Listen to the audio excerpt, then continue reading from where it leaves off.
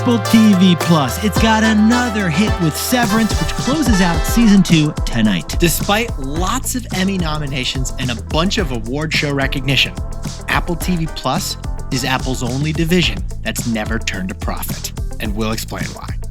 But first, Jack, this is a big night for Apple's streaming division, the finale of Severance. We just dedicated a whole intro to the good news about that, though.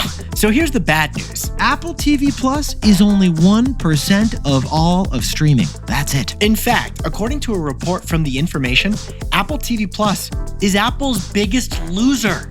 It loses $1 billion every year. Is Michael Scott running this business? What's going on over there at Apple, man? Apple's streaming service is the company's only not profitable subscription. Now, Yetis, the problem is not that Severance costs $20 million per episode, which it does. The problem Apple is facing is something we've seen in sports.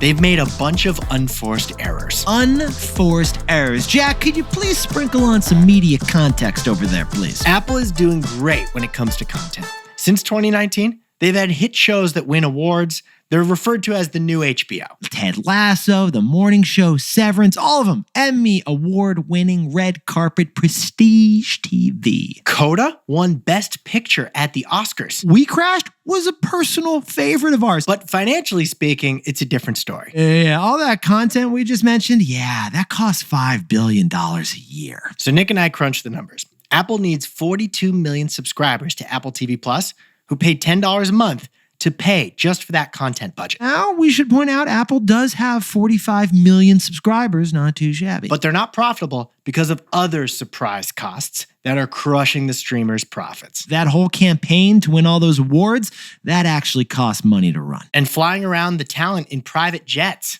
was a total surprise to Apple how much that costs. Yeah, no joke. The financial team at Apple was really upset about how much money they were spending on private jets, right, Jack? But Apple could solve all this problem if they just got more subscribers. Yeah, why can't Apple TV Plus become a profit puppy, man? They're getting all the awards. Why can't they get the eyeballs? They have a fraction as many subscribers as Netflix, HBO Max, or Amazon Prime. And the reason is our takeaway. So, Jack, what's the takeaway for our buddies over at Apple? Apple's problem in content is that they're missing a growth mindset.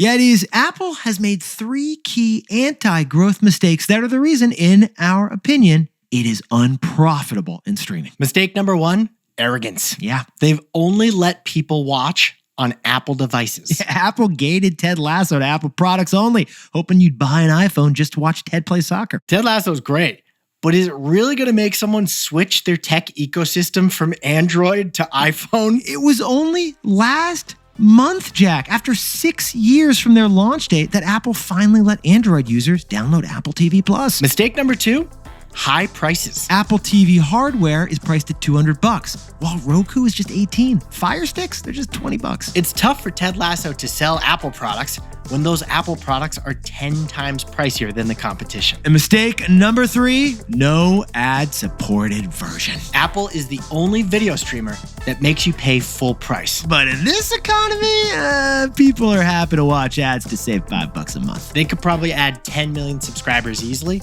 if they offered a $5 ad version. So add it all up, besties, and Apple TV Plus has content that wins awards, but not enough eyeballs. They're lacking a growth mindset.